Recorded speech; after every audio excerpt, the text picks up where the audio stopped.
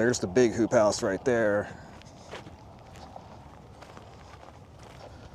Got some repair work. It's the middle of winter out here, central Oklahoma. Pretty nice day today. It's about 68 degrees. Kind of windy though, and that's normal for around here. But here is the PVC greenhouse that I'm working on. I'll show you kind of how I got it all together here. I'm not done yet, obviously. Watch out for this rooster. What do you think you're doing? All right, let me show you how I got it together. So basically, each one of these poles right here are what? 8 feet long, connected up there with just a little connector piece that's arched. Then I bolted it all together. I definitely put thread lock on all of these just to hold them into place. You can see it's pretty sturdy, the whole thing. Once I put the plastic on, it'll be even more sturdy. So each one of these poles, there's a spike in the ground. I just used a piece of rebar and shoved it in the ground about 1.5 feet. Threw the PVC over it. Same thing on both sides, measured it out, connected it all. I built the frame here out of some scrap 2x4s I had laying around. Got most of my wiggle wire in place all the way up. I don't think it really matters if it's totally connected to the wood. You can see I just kind of pieced it together here. See, there's more screws up there at the top connecting everything all the way down. The wiggle wire track goes all the way around the whole bottom edge, all the way around. And I connected that using these metal screws that are flat. You can see, maybe you can see it right there. Metal screws. Camera's not wanting to go in there. This thing is about 13 feet wide, about 40 feet long. That's going to be the back right there. I did have a door I was going to put in there, but I think I'm just going to make it a window that opens up.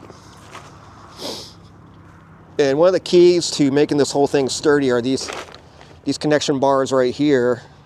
These are left over from the hoop house, actually. But they go from here, the end frame on both sides, all the way down and connect to the bottom frame down here. And that's what makes the whole thing super sturdy. So here's the front right here. I'm obviously not done. I gotta frame in some more of this to put the door in. I'm gonna try to do that today since I'm stuck here anyway with my car being broke down. Still have to add some wood over here on this side.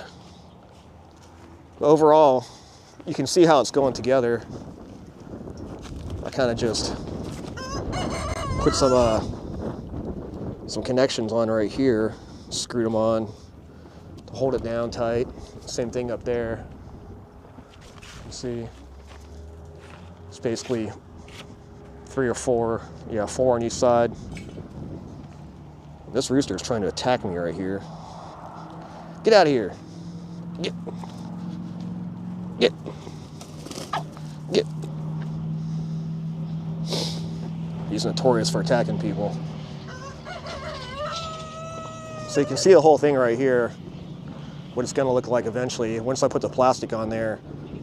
But I got about 5 yards of limestone screen coming in. 5 yards of limestone screen coming in on Monday to put in here over this plastic. That way the weeds and stuff won't grow through here. I don't have to worry about the plastic ripping. It'll be all compacted down. And then I'll put the plastic on because I don't want to have to shovel all the gravel in through just one door before I put the plastic on. This way, with putting the gravel in first, I can just shovel it all in there, the whole thing, and then put the plastic over it, and then put the remaining gravel along all the sides and cut off the excess plastic. Oh, hello there, beautiful. What you doing back there? You trying to say hi? You run off? Dang, it's windy out here. So that's pretty much all I got going on right now, except for this rooster trying to attack me. When the gravel comes, I'll film that, and then I'll show you how I'm putting the wiggle wire on. I plan on putting on the ends first.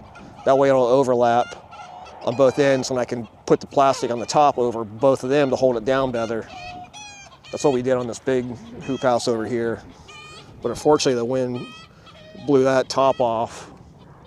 But luckily, my neighbor had some shade cloth when they quit the marijuana business and just gave me all their stuff. So I threw shade cloth over it, because being up here on the hill, it's just going to get blown off again anyway. Once if I were to put new plastic on there. So I did it twice.